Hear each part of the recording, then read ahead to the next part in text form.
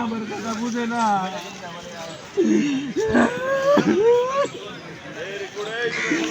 তুমি গাইলে গায়ে পড়বার দিব, তোমারে ফোন দিলে তুমি কবার আমি যাও আমার বুলারে দিয়ে দেন। কথা কইও না, আমি পারবো না। আমি যেটা আমি অন্য কিছু করে খাবো, আমি বন্দি হয়ে থাকবো না। আমার আর কান্দায় না মা, আমার তার কান্দন করতেছে করতেছে, আমি থাকবো না। তুমি আমু কথা বুঝতেছ না, আমি আর কিছু শুনবো না।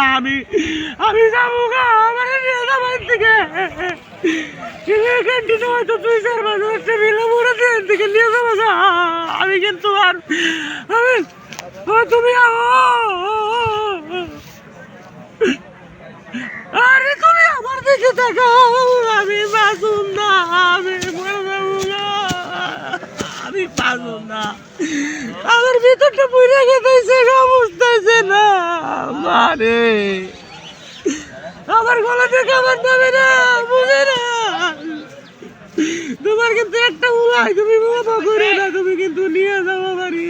তোমার ইচ্ছা ফোন দিলে তুমি গবা দিয়ে আমার উলারে দিয়ে দেন, ক্যান্টিনের বিল দিয়ে আমার নিয়ে যাও ইন্দিকে।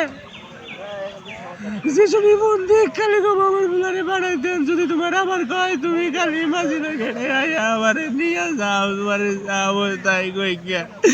আমি বাঁচতেছি না, আমি পারতেছি না, আমি মরে যাবো না খাইতে খাইতে। আমার গালাতে খাবার নামে না বুড়া স্যার। এই বাধ্যবাধকতা, এই আদেশ, এই গরমের মধ্যে কাম করা, আমি বাঁচতে চাই।